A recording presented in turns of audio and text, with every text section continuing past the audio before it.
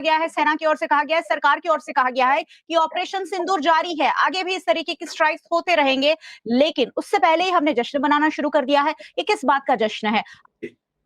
सिंदूर जो है वो एक सम्मान है, वो कोई उत्सव का या प्रदर्शन का चीज नहीं है। और जो दिखा है ऑपरेशन सिंदूर, चलो अच्छी बात है, नाम अच्छा है।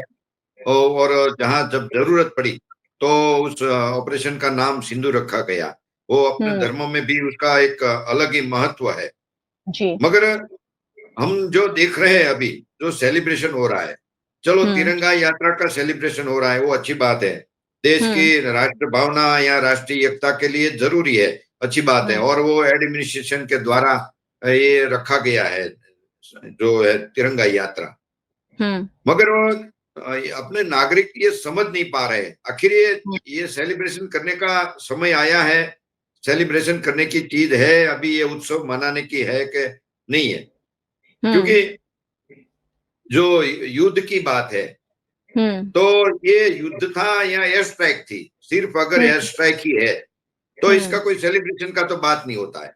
और हम यहाँ सेलिब्रेशन कर रहे हैं, अपने दुश्मन देश अपने हिसाब से सेलिब्रेशन कर रहे हैं। उनके दोनों आर्मी ही के देश जीत गए ऐसा लग रहा है। दोनों हाँ, ही देश जीत गए, उनके वहां अलग ही उनके सेलिब्रेशन आर्मी चल के रहा है। चीफ, हाँ, उनके आर्मी के चीफ को मार्शल बोलते हैं, उसका बड़ा अवार्ड मिला है। ये तो प्रमोशन कर दिया। हाँ, प्रमोशन मिला है, बड़ा अवार्ड मिला है, फील्ड मार्शल का अवार्ड मिला है। तो फिर ये सेलिब्रेशन हम किसकी कर रहे हैं? उसको वहां तो प्रमोशन मिला है। और दूसरी बात, हम आर्मी का शौर्य बढ़ा रहे, सम्मान बढ़ा रहे, चलो अच्छी बात है। मगर दूसरी तरफ सरकार के ही मिनिस्टर जो है, वो आर्मी के जवानों का, समझो कर्नल कुरैशी का अपमान कर रहे। आर्मी जो है मोदी की नतमस्तक है, मोदी के सामने।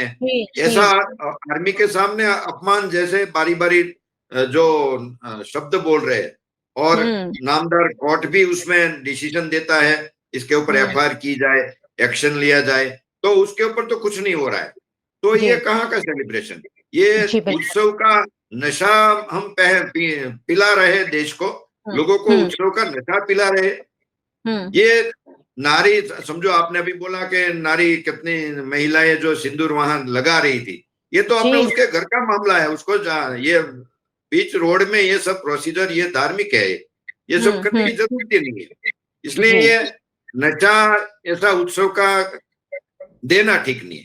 और ये अगर आपने एयर स्ट्राइक की थी या युद्ध किया था, या फिर बोलते हैं रणनीति, तो रणनीति के हिसाब से अगर बंद किया तो फिर उसको 15-15 दिन तक ऐसे युद्ध के जैसा माहौल क्यों किया? और बहुत से ऐसे ऑर्डर किए गए पब्लिक के बीच भी। तो ये सिर्फ 2 दिन ही करना था, तो ऐसे भी कर सकते थे। इतना तो अपना दुश्मन इतना बड़ा तो है नहीं।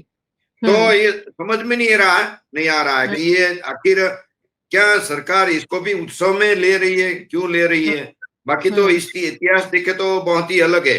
हमने जब भी देखा अहिंसा की बात की या ये युद्ध विराम किया, उसमें तो हमने धोखा ही खाया है। पूरा इतिहास देखे तो अखंड भारत से लेके ये राजा, ये अपना मुगलों के सामने, फिर अपना गांधी जी यहाँ ताशकंद, ये करार, बहुत से बातें, वो अभी हम दूसरे सेशन में बात करते हैं। शायद छोड़ी है वो सेना के जवानों ने छोड़ी है, और यहाँ रोड शो कोई और ही कर रहा है, उस पर लाखों करोड़ों रुपए खर्च कहीं और ही हो रहे हैं। क्या कहेंगे? युद्ध जो अभी हुआ है वो इतना जो उत्सव करने के लायक युद्ध नहीं है अभी, पहली तो बात ये है। और बड़े बड़े होर्डिंग से तो युद्ध नहीं होते। होर्डिंग जो लगाते हैं अभी, युद्ध होर्डिंग से नहीं होते। युद्ध तो आर पार की लड़ाई होती है, बॉर्डर क्रॉस करनी पड़ती है। वो हमने अभी तक बॉर्डर क्रॉस नहीं की। जो कुछ किया है एयर स्ट्राइक के वो हिसाब से किया है। और मुझे यही प्रश्न, अभी बीजेपी के मित्र ने बोला कि जश्न क्यों हो रहा है, तो मुझे ये भी प्रश्न पूछना है। जो युद्ध विराम हुआ है, तो इससे तो हमने दुश्मनों को टाइम दे दिया, तैयारी करने का टाइम दे दिया। अगर शायद आप कूटनीति बोले या कुछ भी बोले, मगर इससे हमने देखा इसका परिणाम। पाकिस्तान को वर्ल्ड बैंक का लोन मिला है, ज्यादा लोन मिला है। और पाकिस्तान, अफगानिस्तान और चाइना ने अपना कॉरिडोर का एग्रीमेंट किया है। तो फिर हमारा जश्न क्यों हो रहा है? बड़े बड़े आतंकवादी वो अभी तक पाकिस्तान में जिंदा है, तो अभी जश्न क्यों हो रहा है? और पाकिस्तान की हालत अभी ऐसी अच्छी है, सेफ है, तो फिर जश्न क्यों हो रहा है? और पीओके अभी अपने पास नहीं है, तो फिर जश्न क्यों हो रहा है? किसका जश्न हो रहा है? कौन सी हमने विजय प्राप्त कर ली? ये उत्सव का समय नहीं है। अगर आपको कूटनीति करनी है या कोई शांति की बात करनी है, तो आप अपने हिसाब से करो, उसके रोड पे मत करो। शायद थोड़ी शर्म की तो बात करो। हम देख रहे हैं ये जो भूल है ना, ये कूटनीति, ये युद्ध विराम जो भूल है ना, मेरे हिसाब से इतिहास की सबसे बड़ी भूल है। ये इतिहास कभी माफ नहीं करेगा, ये देख लेना। क्योंकि ऐसा भूल, ऐसी ऐसी गलतियां हमने बारी बारी की है। हमने अखंड भारत का अगर इतिहास देखे तो तभी उसी टाइम भी हमने वन साइड युद्ध विराम बहुत से बार किया है। ये समझो पाकिस्तान, बांग्लादेश, अफगानिस्तान है, वो तीनों देश है, उसके 55 करोड़ करीब लोग हैं। वो पहले उनमें उनके पूर्वजों में 95% हिंदू थे। मगर जो वर्ष 1100 के बाद जो मुगलों ने हमारे ऊपर चढ़ाई की हमारे यहाँ, तो उसमें से साम दाम दंड भेद करके उसको कन्वर्ट किया गया, धर्म परिवर्तन किया गया। तब भी हमने शांति की बात की, हम जागे नहीं, हमने एक्शन नहीं लिया। और महाराणा प्रताप जैसे कई महाराजाओं ने भूल की, कई बार दुश्मन को जीतने के बाद भी जाने दिया, उसको मारा नहीं, शांति की बात की, और फिर उन्हीं के हाथ से वो हारे और मारे गए।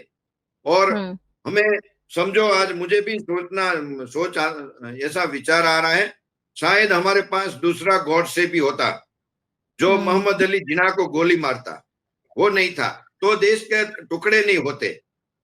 और जैसे ही हमने बहुत सी ऐसी वन साइड शांति करार किए, ताशकंद करार कराची में 1971 में, वहां अपनी जो लश्कर वहां पहुंच गए, अपने पास पाकिस्तान के 93,000 सोल्जर कैद थे, उसको छोड़ दिए, बांग्लादेश बना।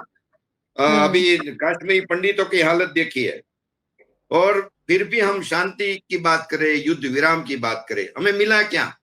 हमें त्रासवादियों को अपने प्लेन में बिठा के कंधार तक छोड़ने जाना पड़ा। ये कूटनीति है, ये कौन सी कूटनीति है? आखिर हम कब हम एक्शन में आएंगे? ये उत्सव का समय नहीं है, ये एक्शन का समय है। आखिर कौन वो नेता है वो एक्शन करेगा? सबको उत्सव में इंटरेस्ट है, और हिंदुत्व चाहिए, सबको हिंदुत्व चाहिए। ऐसा खोखला हिंदुत्व नहीं चाहिए, आर्टिफिशियल हिंदुत्व नहीं चाहिए, तलवार की धार पे हिंदुत्व चाहिए, और वो ही आज के समय की मांग है। जी, ठीक है।